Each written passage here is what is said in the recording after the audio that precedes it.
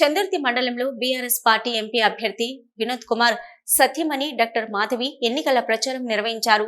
ఈ సందర్భంగా గతంలో వినోద్ కుమార్ ఎంపీగా గెలిచి చేసిన అభివృద్ధి కార్యక్రమాల కరపత్రాలను పంపిణీ చేశారు.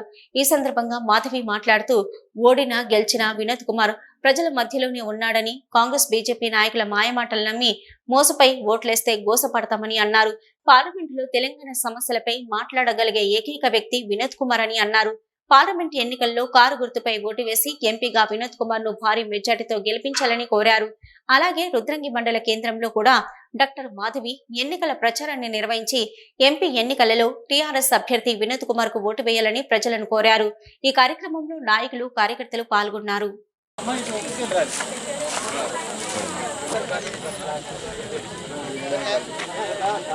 దేవుని కోసం వినోద్ సార్ చేశాడు.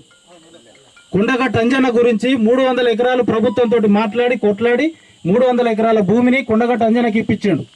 అదే కరీంనగర్ జిల్లా కేంద్రంలో మన వహిస్తా ఈ ప్రాంత ప్రజల కోసమే నేను పార్లమెంటులో కొట్లాడాలి అనేటువంటి కృత నిశ్చయం ఉన్నవాడు కాబట్టి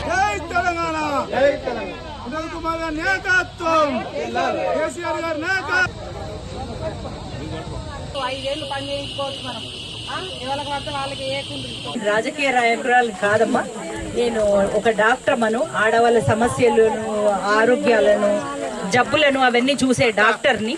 కానీ మీ వినోదన్న నన్ను పంపించిండు కాబట్టి ఓటు కోసం అడగడానికి నాకు ఓటేయాలి. ఎందుకు నాకు ఓటేయరు? నేను మీకోసమే కష్టపడ్డా. గెలిపించినా మీతోటే ఉన్నా, ఓడిపోయినా మీతోటే ఉన్నా, మీతో పాటే ఉన్నా. మీ హక్కుల కోసం పోరాడిన, పార్లమెంట్లో మీకోసం పోరాడిన నాయకుడిని నేను. నాకెందుకు ఓటేయరు? నాకు ఓటేయాల మీరు అని నన్ను అడగమని పంపించిండమ్మా. నాకు అందరూ రాజకీయ నాయకులు అందరూ మాట్లాడారు, ఏం వచ్చినాయి, ఏం రాలేదు, ఏం దేవాలి, ఏం దేదేది. నేను ఓన్లీ డాక్టర్ అమ్మనమ్మా. నేను కూడా మీ లెక్కనే పొద్దున 8 గంటలకు పోయి రాత్రి 10 గంటల వరకు పనిచేసే డాక్టర్ అని. నా పిల్లలు, నా హాస్పిటలే తెలుసు, అంతకంటే ఏం తెలియదు. వీళ్ళంతా ఇంత విపులంగా ఇంత ఇదిగా మాట్లాడినరు. ఇంకా నేనేం చెప్పేది ఉంటామా. నేను ఒకటి ఏంటంటే మా ఆయనకు ఓటు వేయాలని పేరున నా చేతులు జోడించి నమస్కరిస్తున్నాను.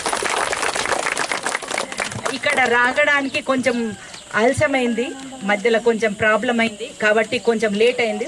దానికి తప్పుకు మన్నించండి అమ్మా.